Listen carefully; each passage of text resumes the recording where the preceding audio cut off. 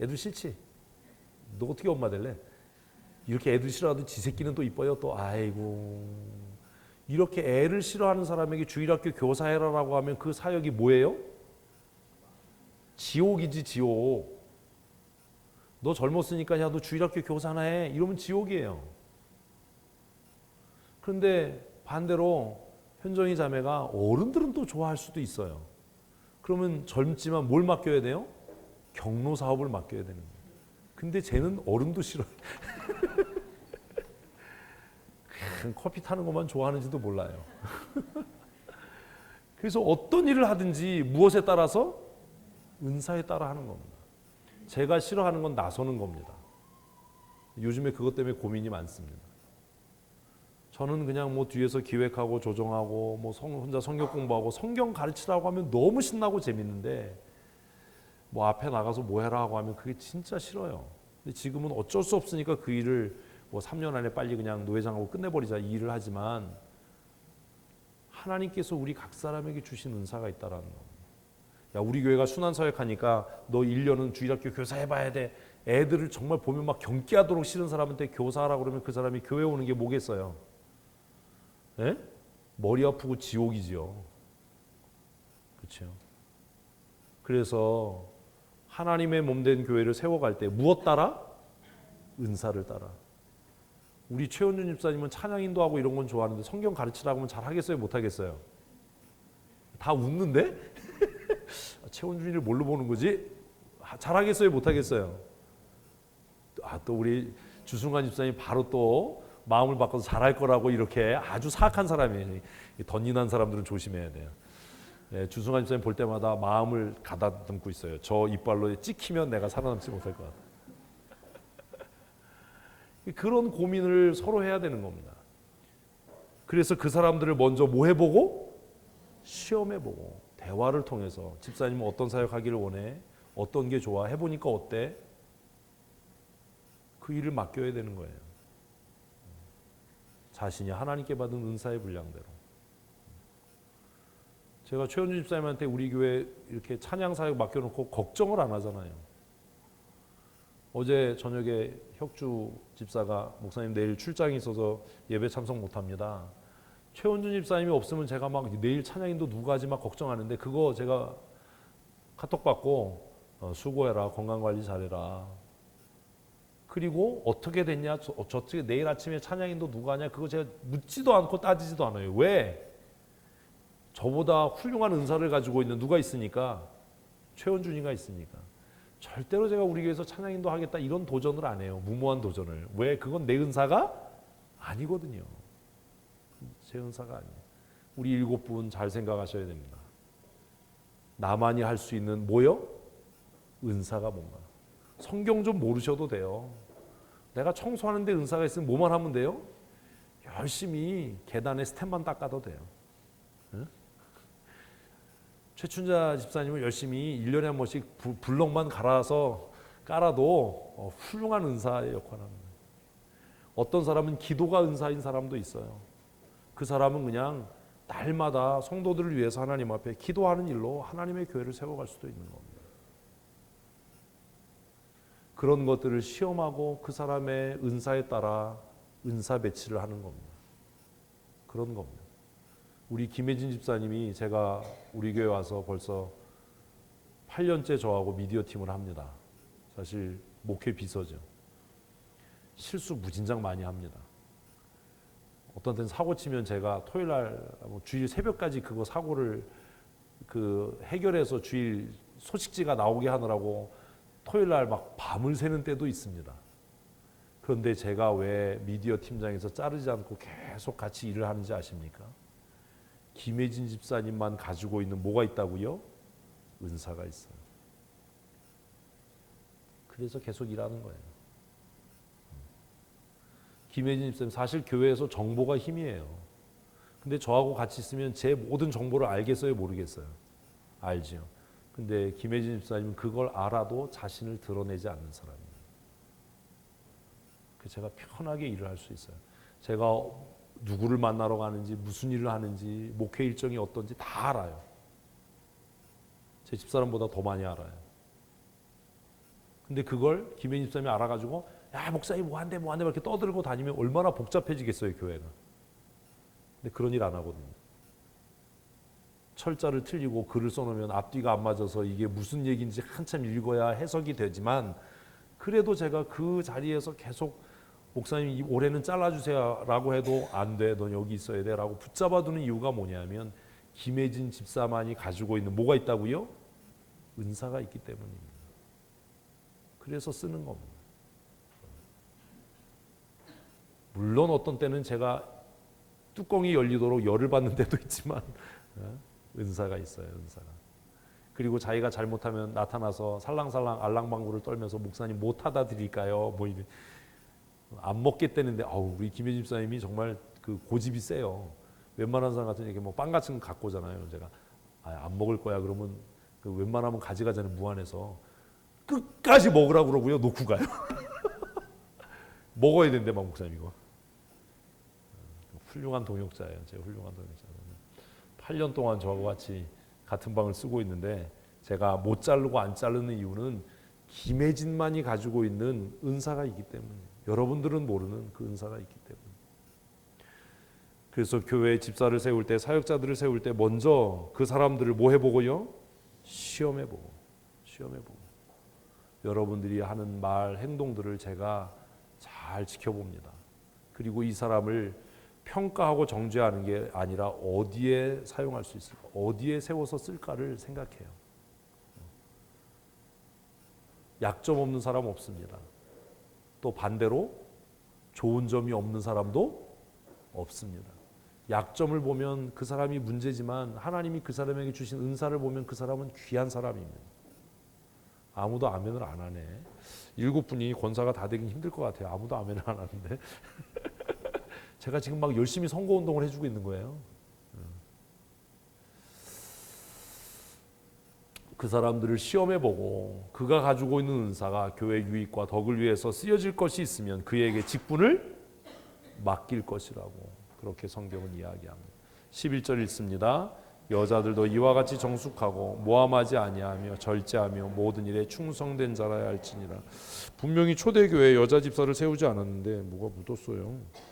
여자 집사를 세우지 않았는데 여자 사역자에 대한 이야기가 있는 걸 보면 사실 이것이 오늘날 권사의 자격입니다. 근데 여자 사역자에 대해서는 희한한 게 하나 있죠. 뭐요? 여자들은 모함을 잘하나 봐 옛날부터. 그래서 여자 사역자에 대해서 이야기하면서 이제까지 남자들에게는 없었던 뭐하지 아니하며 모함하지 아니하며 없는 말 만들어서 지어내지 말라는 이런 분들이 있어요. 교회에 소설을 쓰는 분들이 있어요. 나는 안 그런데 뭐 이러고. 그리고 모든 일에 어떤 사람이어야 한다? 충성된 자라야 한다. 12절 읽습니다. 집사들은 하나님의 남편이 되어 자녀와 자기 집을 잘 다스리는 자일지니. 13절 집사의 직분을 잘한 자들은 아름다운 지위와 그리스도 예수 안에 있는 믿음의 큰 담력을 얻느니라. 그래서 집사의 직분을 잘 감당하는 자들은 그리스도 예수 안에서 믿음의 확신, 구원의 확신을 갖는 거예요. 짧게 사역자의 자격에 대한 말씀을 우리가 함께 묵상해 봤습니다. 약점 없는 사람은 없습니다. 은사가 없는 사람도 없습니다. 우리 교회가 하나님의 사람들을 세워가면서 모든 사람에게 하나님이 무엇 주신 대로? 은사를 주신 대로 그 은사에 합당하게 하나님의 사람들을 잘 세워갈 수 있었으면 좋겠습니다. 사람이 볼 때는 존귀해 보이고 탐나는 직분도 있습니다. 그러나 여러분 그것이 하나님이 내게 주신 은사가 아니라면 뭐 하지 말아야 돼요? 탐내지 말아야 돼요. 탐내지 말아야 돼요. 아까 말씀드린 것처럼 고미자 권사님이 박기순 권사님 하시는 일이 너무 좋아 보이고 그리고 제 옆에서 제 곁에서 그 일을 하는 것이 너무 좋아 보여서 그 일을 탐내면 어떤 일이 생긴다고요? 제명에 못 죽어요. 그런 일 하지 말아야 돼요. 그게 내게 주신 은사가 아니면 탐내지 말아야 돼요. 그리고 그 사람에게만 주신 은사라면 축복하고 축하하고 격려해 줄 수 있어야 돼요. 모든 사람이 다 같은 은사를 가지고 있을 수는 없습니다. 저에게 없는 은사, 저 노래 못합니다. 저 그림 잘 못 그립니다. 그냥 글씨를 좀 시원하게 썼으면 좋겠는데 그렇지도 못해요. 최원준 집사님 글씨체 보면 참 멋있잖아요. 막. 최원준 집사님도 글씨체를 못 보셨군요. 저는 그런 거 못해요. 부럽긴 하지만 탐내진 않아요. 그건 내가 받은 은사가 아니니까요. 나는 하나님이 내게 주신 은사를 극대화시키고 그 은사를 통해서 그 일을 하는 겁니다. 우리 이혁주 집사도 찬양 참 잘하잖아요. 어떤 때 주일날 뒤에서 보면 부럽죠. 나도 저렇게 찬양 좀 잘해봤으면 좋겠다. 저렇게 그냥 회중을 착 이끌고 찬양인도 있으면 좋겠다. 전 그거 못해요. 그래서 하려고도 안 해요. 왜? 뭐가 아니니까? 내 은사가 아니니까. 내 은사가. 근데 누가 저한테 뭐 설교해라라고 하면 저 빼지 않아요. 성경 가르쳐라 이러면 내가 할 수 있다라고 얘기를 해요. 물론 먼저 하겠다고 나서지는 않습니다. 각각 우리 무엇대로? 받은 은사대로. 할 수 있었으면 좋겠어요. 제가 7번을 이렇게 보면서 이분들이 하나님께 받은 은사가 뭘까를 생각하고 고민해 봤어요. 다 귀한 은사들이 한 가지씩 있어요. 한 가지 이상 있는 분도 있어요. 그래서 기도해요. 하나님, 이분들이 하나님께 받은 무엇대로? 은사대로 쓰여지게 해주십시오. 은사대로 쓰여지게 해주십시오. 한 주간 우리 기도하면서 하나님께서 우리 주신 은사의 분량을 따라 하나님의 사람들을 세워갔으면 좋겠습니다. 여기까지가 서론이고 지금부터가 본론입니다. 언제 끝나지? 교회 정치 형태가 있어요. 첫 번째는 교황 정치입니다. 이거는 그냥 듣고 잊으시면 안 되고 기억하셔야 돼요. 교황 정치는 교황 한 사람이 모든 정치적인 권한을 쥐고 있는 정치 형태입니다. 로마 캐톨릭과 로마 정교회가 교황 정치의 형태를 갖고 있습니다. 이것은 하나님께서 예수님에게 모든 정권을 위임하셨고 예수님께서 하나님 아버지께로부터 그 정권을 위임받아서 그 천국에 들어가는 열쇠를 베드로에게 줬다는 거예요. 베드로에게. 그래서 베드로가 그 열쇠를 받아가지고 후임에게 준 거예요. 그래서 그 열쇠를 최종적으로 소유하고 있는 사람이 누구다? 교황이에요. 그래서 교황이 천국 열쇠를 쥐고 있기 때문에 기분 나쁘면 너 천국 못 가. 그럼 걔는 어디 가는 거예요? 지옥 가는 거예요. 이게 교황 정치예요. 이 근거가 되는 게 예수님께서 내가 내 반석 위에 교회를 세우리니 음부의 권사가 미치지 못할 것이다. 내가 땅에서 무엇이든지 매면 하늘에서도 매이고 땅에서 풀면 풀 것이다 라는 말씀을 그렇게 이해를 했어요. 그래서 천주교 안에서는 천국에 가고 못 가는 그 전권이 누구에게 있어요? 신부에게 있어요. 교황이 그것을 추기경에게, 각 추기경들이 주교에게, 그리고 주교들이 본당 신부에게, 그래서 본당 신부들에게 그런 권한이 있어요. 그래서 신부가 너 천국 못 가. 그러면 천국 못 가는 거예요. 천국 가려면 뭐 해야 돼요? 와서 고해성사 해야죠. 그게 교황 정치예요. 그리고 교황 정치를 표방하는 비스무리한 게 감독 정치예요. 감독 정치는 교황이 가지고 있는 권한 전부를 누가 가지고 있다고요? 감독이 갖고 있다는 겁니다. 그러니까 교회 의사결정, 인사권, 정치 권한을 다 감독이 갖고 있어요. 그러니까 성도들에게는 아무 권한이 없어요. 이 감독 정치는 교황 정치와 민주 정치 사이에서 교황 정치로 한 80% 기울어져 있는 정치 형태입니다. 그러니까 목사의 권한이 굉장히 크죠. 지금은 많이 변했지만 정통 감리교에서는 담임 목사의 거취 문제, 장로를 세우고, 사실 장로가 없죠. 권사를 세우고 집사를 세우는 모든 권한이 누구에게 있어요? 담임 목사에게 있어요. 투표 안 합니다. 임명입니다. 얼마나 좋아요. 감독 정치. 감리교회가 감독 정치의 형체를 따르고 있고요. 자유정치는 상회가 없는 거예요. 성결교처럼. 그래서 지방회라고 있긴 하지만 그 상회 개념이 아니라 그냥 교회 연합이에요. 이런 정치 형태의 가장 문제가 뭐냐면 개교회 목사가 타락한다든지 이단을 가르칠 때 그를 제어할 수 있는 안전장치가 없어요. 방법이 없어요. 만약에 제가 이단 가르치면 누가 저를 가만히 안 두겠어요? 노회가요. 또 내가요 이러지 마. 그럴까 봐 겁나서 노회가 저를 면직 처리하겠죠. 그런 상해가 없는. 지금은 독립교단이나 이런 아주 적극적으로 독립교단이나 신사도 운동하는 사람들. 그래서 이게 많이 배운 사람들이 이게 실수하는 이유가 뭐냐면 요즘에 목사 없이 자기들끼리 모여서 돌아가면서 설교하고 뭐 자기들끼리 하는 교회가 있는데 그 성경적이지 않습니다. 아주 큰일 날 짓을 하는 겁니다. 성경은 그렇게 가르치지 않아요. 그 회중 정치라고도 이야기하는데 그런 것들을 그 조합 정치는 그냥 뭐 여러 교회가 모여서 한 상회를 이루지만 아무도 관여하지 않는 거. 이건 뭐 알 필요 없고 마지막으로가 장로 정치예요. 장로 정치. 장로회 정치라고 하는 이 정치는 성도의 대표인 장로를 선출해서 교회의 대표인 목사와 함께 뭘 조직하고 당회를 조직하고 그 당회를 통해서 치리권을 행사하게 하는 것이 장로교회 정치입니다. 그러니까 장로가 된다라고 하는 것은 교회의 행정, 재정 이런 것에 대한 권한을 갖는 게 아니에요. 이게 지금 장로교회가 이게 뭘 지금 잘못 이해하는 거예요. 장로님들이 교회 법을 몰라서. 장로는 무슨 권한을 갖고 있는 거예요? 치리권을 갖고 있는 거예요. 무슨 뭐 교회 뭐 재정을 우리가 심의하고 뭐 우리 교회 정치 그거 아니에요.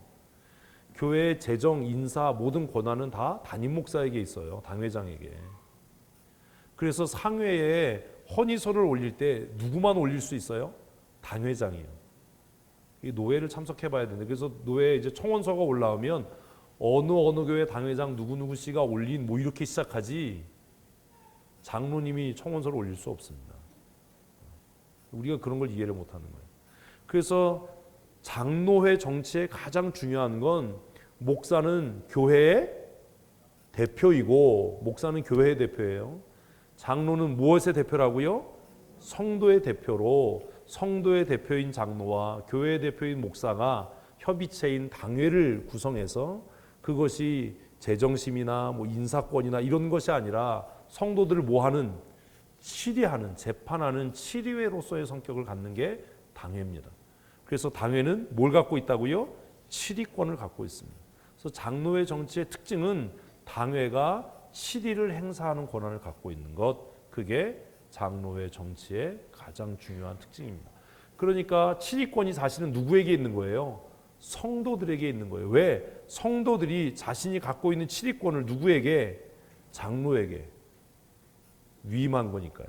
그래서 조금 더 변형된 적극적인 교회들은 장로님들을 7년에 한 번씩 재신 투표하자는 교회도 있어요. 장로를 처음 세웠어요. 근데 시간이 지나면서 성도들이 그 장로를 뭐 하지 못하는 거예요? 신뢰하지 못하는 거예요. 장로님이 성도들의 의견과 전혀 다른 일들을 얘기를 해요. 그러면 성도들이 그 장로를 일종의 뭘 하는 거예요? 탄핵을 하는 거죠. 탄핵. 근데 목사에 대해서는 탄핵할 수 없어요. 왜 그러냐면 말씀드린 것처럼 목사는 교인의 대표가 아니라 뭐의 대표이기 때문에 교회의 대표이기 때문입니다. 교회가 목사를 탄핵할 수 있는 경우는 이단을 가르치는 것, 이단을 가르치는 것, 그리고 사역지를 무단으로 이탈하는 것. 제가 어느 날 아무 소식 없이 한 4주를 교회에 안 나타나면 뭐가 되는 거죠? 탄핵이 아니라 여러분 금식하고 기도하셔야죠. 뭘 또 자르려고 그래요 또 아주. 우리 목사님 왜 삐지셨어요? 웃자고 하는 소리고. 그런 경우에는 그래서 제가 그 얘기를 하는 거예요. 이제 위임 목사를 다 청빙하려고 하는 교회 신중하십시오. 신중하십시오. 제가 그렇게 하는 이유가 뭐냐면 위임 목사를 청빙해서 청빙 투표하고 위임식 하고 나면 교회가 그 목사가 이단을 가르치기 전에는 교회에서 쫓아낼 방법이 없어요. 그래서 위임하기 전에 정말 고민 많이 해야 되는 거예요. 기도 많이 해야 되고. 그래서 제가 아싸 나는 위임했다. 웃자고 하는 소리인데 웃지도 않아요. 장로교 기본 정치 원리가 8가지가 있습니다. 그 중에 2가지만 말씀드립니다. 첫째는 양심의 자유입니다. 양심의 자유가 뭐냐면 각 성도들은 하나님이 주신 양심을 가지고 우리 각 개인의 양심의 주체는 누구예요? 하나님이에요. 우리 양심의 주체가 누구라고요? 하나님이에요. 그래서 성도는 자신의 양심에 따라 자신의 의사를 표명할 뭘 갖는다? 자유를 갖는다. 이 얘기를 잘못 이해해서 난 내 마음대로 할 거예요. 교회 가든지만 이 얘기가 아니라 선거권을 행사할 때 양심의 자유에 따라 해야 된다는 거예요. 근데 이게 무서운 얘기예요. 자 보십시오. 우리가 권사를 세워요. 무엇에 따라 세워요? 양심의 자유요. 내 양심의 자유요. 그래서 우리가 권사를 세웠는데 정말 말도 안 되는 이상한 사람을 권사로 세웠어요. 그럼 그 누구의 뜻이에요? 하나님의 뜻이에요. 하나님이 왜 그렇게 하셨어요? 우리의 죄를 벌하시려고요. 그러니까 잘못된 지도자를 세우고 나면 교회가 해야 할 일은 뭐예요? 회개하는 일이에요. 이해되셨어요? 하나님께서 우리에게 잘못된 목사를 보낸 것도 하나님의 뜻이고 하나님의 섭리라면 하나님께서 그 잘못된 사람을 세우고 보내서 우리를 뭐 하시려고 하는, 심판은 지옥 가는 거고요. 지옥을 보내려고 그러세요. 징계하시려고 하는 하나님의 섭리인 거예요. 그러니까 빨리 뭐 해야 돼요? 빨리 회개해야 되는 거예요. 우리가 잘못했어요. 우리가 잘못 뽑았어요. 우리가 사람을 잘못 세웠어요. 회개해야 돼요. 그럼 하나님이 정리하실 거예요. 이해되셨어요? 그래서 장로교 정치의 가장 중요한 원리는 양심의 자유예요. 각 성도는 무엇에 따라? 양심의 자유에 따라. 그러니까 권사 투표하는데 투표 용지에다가 동그라미만 할 수 있도록 하면 돼요? 안 돼요? 안 돼요. 그건 뭐에 어긋나는 거예요? 양심의 자유. 그래서 우리 다 지나간 일이지만 원로 목사 투표할 때도 사실 찬성 반대표를 해야지. 무슨 말인지 알죠? 지나간 얘기니까. 그건 양심의 자유에 위배되는 거예요. 그러니까 그 투표는 원천적으로 무효예요. 그래서 이럴 수 있잖아. 이번에 7명이야 후보가. A4 용지에다가 7명 이름을 한꺼번에 위에다 다 쓰고 찬성 반대해서 투표할 수 있어요? 없어요? 있어요. 돼요? 안 돼요? 안 돼요. 뭐에 어긋나요? 양심의 자유에 어긋나요. 그리고 투표 용지 하나에다가 찬성하면 표하고 반대하면 표하지 마세요. 돼요? 안 돼요? 안 돼요. 뭐에 어긋나요? 양심의 자유에 어긋나요. 그건 찬성을 유도하는 거잖아요. 굳이 거기다 X표를 하고 싶겠어요? 왜냐하면 동그라미 표하는 거고 X표 하는 거고 뒤에 팔꿈치가 다른데. 예전에 그 우리 뭐 부정선거 할 때 붓뚜껑이 안 갔다면서요. 모르세요? 후보가 1, 2, 3, 4, 5, 6, 7번이 있는데 붓뚜껑이 1번까지밖에 안 가. 아, 이게 어른들은 아는데 젊은 세대는 몰라. 그러면 몇 번 찍어야 돼요? 붓뚜껑이 안 가잖아. 아, 저 같은 사람은 종이를 뒤집어서 찍겠죠. 양심의 자유를 지켜야 된다. 그래서 모든 선거는 무기명 비밀 투표로 하고 그리고 양심의 자유에 따라 해야 된다. 그러니까 우리 교회가 후보가 7명이면 투표용지가 몇 장? 7장이어야 하는 겁니다. 한 장에다 다 안 합니다. 뭐 전체로 받읍시다 이런 거 없습니다. 뭐 그냥 우리 만장일치로 박수로 받읍시다 이런 거 안 됩니다. 그래서 장로교 정치의 가장 기본 원리는 무엇의 자유? 양심의 자유예요. 개인의 양심의 자유가 있는 것처럼 교회도 뭐가 있어요? 교회의 자유가 있어요. 교회의 자유. 이건 뭐냐면 우리가 담임 목사를 청빙할 거냐, 어떤 사람을 장로로 세울 거냐, 집사와 권사로 세울 거냐는 뭐예요? 교회의 자유이고 그 자유에 대한 책임을 져야 되는 겁니다. 다음 주에 우리가 권사님들을 세웁니다. 그 권사님들을 세우는 건 우리가 첫째로는 무엇에 따라서? 양심의 자유에 따라서. 그리고 교회 법이 정한 교회의 자유에 따라서 일을 하지만 그들을 세워놓고 나서 그 결과에 대한 책임은 누가 진다? 우리가 지는 겁니다. 누가 진다고요? 우리가. 이거를 또 네가 져 이러지 마시고 누가 져요? 우리가 져요. 그러니까 이런 거예요. 이제 제가 방용숙 집사를 권사를 세우고 싶은 거예요. 근데 1차 투표를 했는데 안 나왔어. 그럼 어떻게 해야 되죠? 나올 때까지 해야지. 이건 무효예요. 무엇에 어긋나는 거예요? 양심의 자유 이런 거죠. 그러니까 이런 경우가 많아요. 이번에도 그 장로 투표한 게 올라왔는데 조금 미심쩍어요. 왜냐하면 2명을 투표해서 세웠는데 각각 다른 주일에 투표했어. 그럼 무슨 냄새가 나는 거죠? 뭐예요? 세우고 싶었는데 한 주간에 한 사람이 떨어진 거예요. 그럼 이런 겁니다. 방영숙, 박길순 집사를 권사로 둘 다 세우고 싶어요, 목사가. 그래서 이제 18일 날 공동회의를 했어요. 그랬더니 방영숙이 되고 박길순이가 떨어졌어. 그러면 어떻게 해야 되죠? 끝내야지. 뭘 또 다시 돼. 하여튼 나빠. 하여튼 방씨가 문제야, 이 방씨가. 그런데 목사님이 그렇게 해서 끝내고 나서 다음 주에 공동회의를 또 다시 합니다. 이번엔 누구만 놓고 합니다? 박길순이만 놓고 합니다. 그럼 성도들이 무슨 마음이 들겠어요? 애따시 먹고 떨어져. 진짜로. 그래서 표가 나오는 거예요. 목사님이 원하니까 그냥 찍어줘. 이것도 안 찍어지면 삐져가지고 또 한 달 동안 또 우리를 얼마나 들볶겠어. 이런 일이 있잖아요. 어떤 경우에는 그 자리에서 표가 안 나오면 그 자리에서 재투표를 하는 경우, 이거 다 불법입니다. 뭘 어기는 거예요? 양심의 자유와 교회의 자유를 어기는 거예요. 떨어지면 끝이에요. 우리 교회가 예전에 이런 실수를 했어요. 권사투표 떨어졌어요. 그 권사투표 떨어진 사람을 명예권사로 임명할 수 있습니까? 없습니까? 없습니다. 권사투표 떨어진 사람을 어떻게 명예권사로 임명합니까? 명예권사로 임명하려면 처음부터 투표에 붙이지 말았어야 되는 겁니다. 시무권사 투표에 떨어진 사람은 명예권사가 될 수 없어요. 그게 법이에요. 이게 투표를 앞두고 장로교 기본 원리 무슨 자유? 양심의 자유와 무슨 자유? 교회의 자유예요. 어떤 권사를 세울지 장로를 세울지는 교회가 자유롭게 결정하는 일이지만 그 결과에 대해서는 우리가 뭐 해야 된다? 책임져야 되는 거예요. 그 아픔을 우리가 겪어야 되는 거예요. 그래서 그 아픔이 생겼을 때 누구 탓이야 왜 이래가 아니라 빨리 뭐 해야 된다고요? 회개해야 되는 거예요. 하나님 우리가 미련했어요. 우리가 잘못했어요. 그래서 하나님께서 우리에게 이런 아픔을 주시는군요. 우리가 성경대로 안 했어요. 이게 장로교 기본 원리 8가지 중에 2개. 양심의 자유와 교회의 자유. 그래서 우리는 다음 주에 양심의 자유에 따라 뭐 한다고요? 투표하고 교회의 자유에 따라 투표합니다. 권사의 자격이 있습니다. 권사는 만 45세 이상 된 자여야 합니다. 만 45세 이상 된 자로 같이 읽습니다. 시작. 행위가 성경에 적합하고 성도의 모범이 되고 충성 봉사하는 자. 앞으로 할 자가 아니라 한 자. 찔려. 그래서 우리는 이걸 살짝 고쳐서 할 줄로 믿어지는 자. 아직까지 믿음이 안 되는데 앞으로 그렇게 할 것처럼 믿어지는 자인 거예요.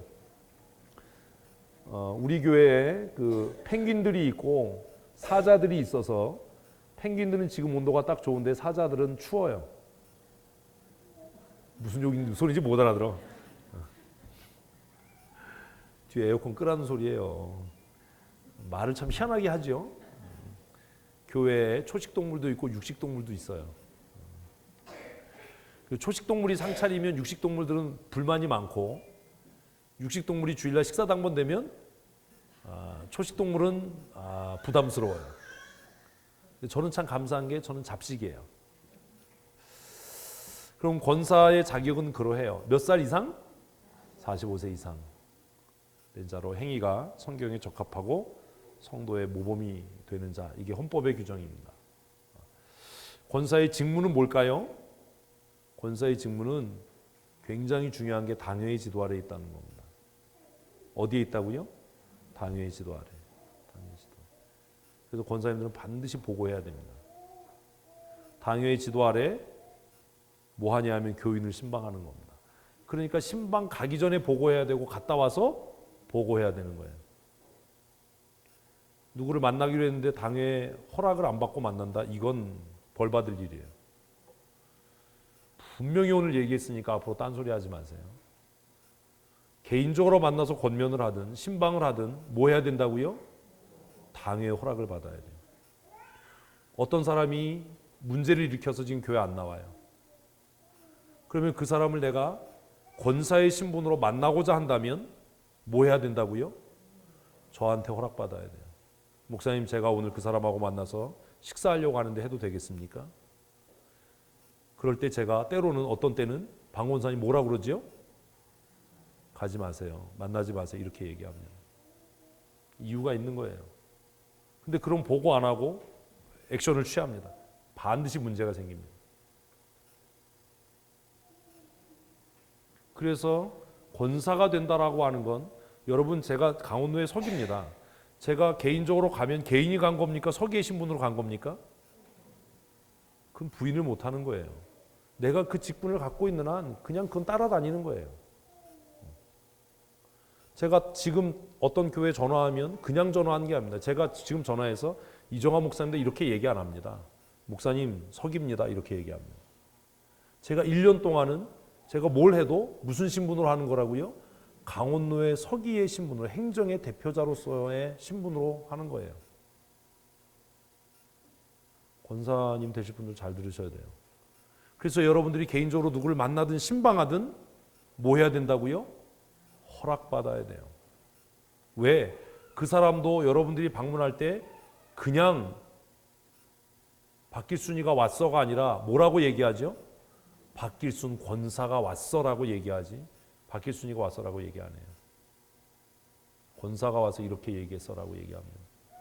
그래서 권사의 직무 중에 가장 중요한 건 어디에 권위 아래? 당회의 지도 아래. 신방하는데 당회의 지도 아래 신방합니다. 어떤 자를 신방합니까? 병든 자, 환난당한 자, 믿음이 연약한 자를 신방합니다. 그래서 신방하기 전에 꼭 뭐 해야 돼요? 보고해야 돼. 만나기 전에. 사실 문제가 없을 때 만나요? 안 만나요? 안 만나요. 문제가 없을 때 놀러 가느라고 만나는 건 보고 안 해도 돼요. 목사님 내가 누구 만나서 밥 먹으려고 하는데 이런 건 보고 하는데, 문제가 딱 생기면 그때부터는 보고해야 돼요. 문제의 중심에 있는 사람과 만날 때는 반드시 보고해야 돼요. 그런 거잖아요. 만약에 뭐 이계호 권사님이 나 삐졌어 이제 교회 안 나와 그래요. 근데 이제 박길순 권사님이 권사씩이나 돼가지고 저기 확 그냥 죽었어 이러고 만나러 가려면 보고를 해야 된다고 안 해야 된다고요? 그때는 해야 되는 거예요. 목사님 제가 이계호 권사를 가가지고 뼈도 내 추려가지고 오겠습니다. 괜찮겠습니까? 이거 보고를 해야 되는 거예요. 이거 안 하고 가면 문제가 된다고요 나중에. 그리고 그 사람 만났을 때 먼저 얘기해야 돼. 내가 지금 목사님께 너 만나는 걸 뭐 했다? 보고했다. 그럼 그 사람이 헛소리 하겠어요 안 하겠어요? 무슨 말인지 아세요? 이게 교회 문제를 미연에 방지하는 거예요. 너 지금 내가 너 만나러 온 거 목사님한테 말씀드리고 온 거야. 그러면 이 사람이 소설 못 쓴다고요. 왜? 가서 뭐 할 테니까? 보고할 테니까. 근데 개인적으로 만나러 왔으니까 이 사람을 통해서 내가 어떤 루머를 퍼뜨리고 교회 여론을 형성해야지라고 하면 별별 소리를 다 하는 거예요. 그래서 헌법책에 권사들은 성도를 신방하는데 당회의 지도 아래 해야 된다. 당회의 지도 아래 해야 된다. 그래서 환난당한 자, 병든 자, 믿음이 연약한 자를 신방하고 권면하고, 그리고 그 결과를 또 어떻게 해야 돼요? 보고해야 되는 거예요. 목사님 내가 그 사람 만났는데 이렇게 얘기하던데요. 어떻게 할까요?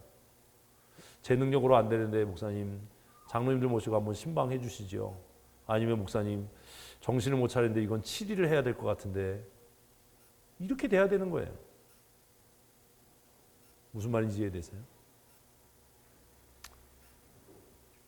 이런 것들이 잘 준비가 안 된 상태에서 지도자가 되니까 문제가 더 커져요. 그래서 권사님들은 반드시 누구의 지도 아래? 당회의 지도 아래. 당회의 지도 아래 성도들을 신방하는 거다. 평소에 문제 없을 땐 괜찮아요. 문제가 딱 시작되면 그때부터는 조심하셔야 됩니다. 그 일에 내가 휘말리지 않도록 조심하셔야 돼요.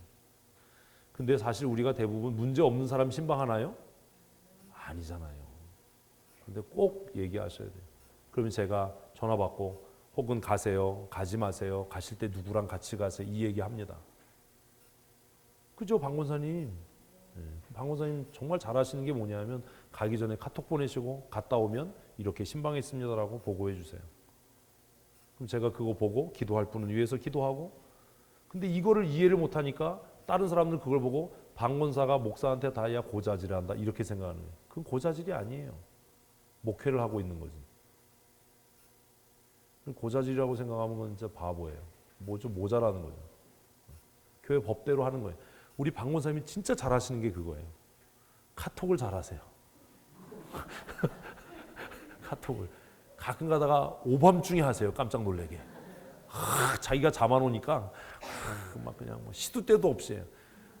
사위가 10시 넘으면 빼서 12시에 막 카톡 알림을 제가 꺼놔요. 그래서 막 깜짝 놀래니까. 밤에 막 자려고 그러는데 어떡 이러면 얼마나 놀라겠어요 제가. 아니면 소리도 안 나게 해놓고. 우리 방 권사님이 아주 그런 건 잘하세요. 신방 가실 때 갔다 오셔서. 우리 정혜숙 권사님도 목사님 며칠 날 우리 쌀 몇 푸대 어디에 뭐 이렇게 합니다. 보고 잘하세요. 얼마나 좋아요. 카톡으로 보내면 그냥. 제가 바로는 아니고도 제가 그 왜 바로 못 읽냐면 알림을 안 해놔요.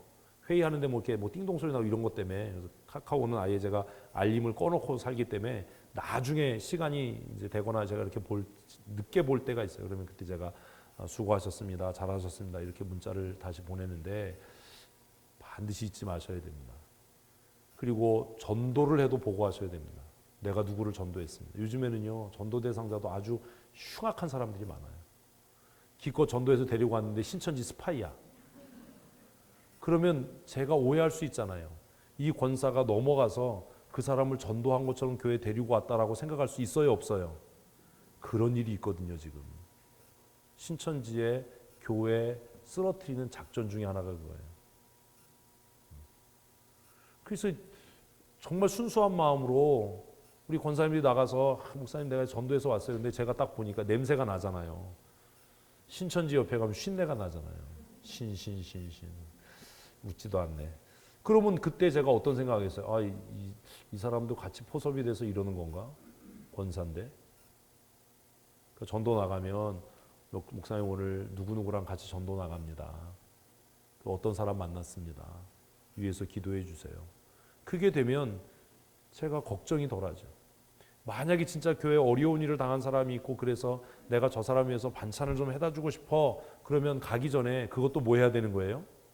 보고해야 되는 거예요. 목사님 어느 권사님이 편찮으신데 제가 그래서 김치를 좀 해다가 드렸으면 좋겠는데 그렇게 해도 될까요? 제가 그걸 듣고 그 카톡을 읽고 이게 아닌 것 같다라고 하면 조금 기다리세요. 조금 참으세요. 아니면 감사합니다. 그리고 다녀와서는 또 보고를 해야죠. 전달해 드리고 왔습니다. 그래야 제가 그걸 알죠. 근데 그게 저한테 보고 안 되고 나서 그것 때문에 나중에 다른 문제가 생겨지면 문제가 더 어려워질 수 있다는 거예요. 선한 의도로 했는데. 그래서 권사님들의 모든 활동은 어디의 지도 아래? 당회의 지도 아래 하는 거다. 당회의 지도 아래. 절대로 잊으시면 안 돼요. 오늘 다 있는 데서 얘기했으니까. 나중에 몰랐어요. 이러기만 해봐 주세요. 제가 그동안 권사였던 분들한테 이런 얘기를 안 해요. 왜냐하면 제가 그냥